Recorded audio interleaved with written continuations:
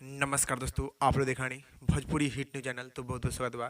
तो आप लोग के बता दी कि खेसारी लाल यादव के एक और नया गाना जो कि होली के आ रहल बा, जो कि गाना के टाइटल में ही दम बा। जो कि गाना के नाम आप लोग के बता दी कि होली में गोली मार दी लवर। जी हाँ, ये गाना के नाम बा।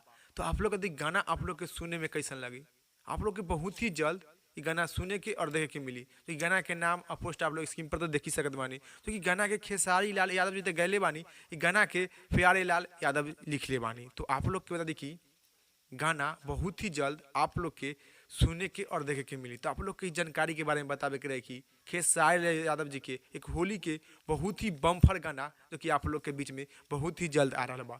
तो आप लोग के गाना के नाम और एल्बम लोग आप लोग के देखे में कैसा लगल, नीचे जरूर कमेंट बॉक्स में बताएं। और इस जानकारी के बारे में का राय बा, का विचार बा, वो भी आप लोग कमेंट बॉक्स में बताएं। फिलहाल में इतने, फिर से मिलेंगे अगले वीडियो में अगले न्यूज के साथ।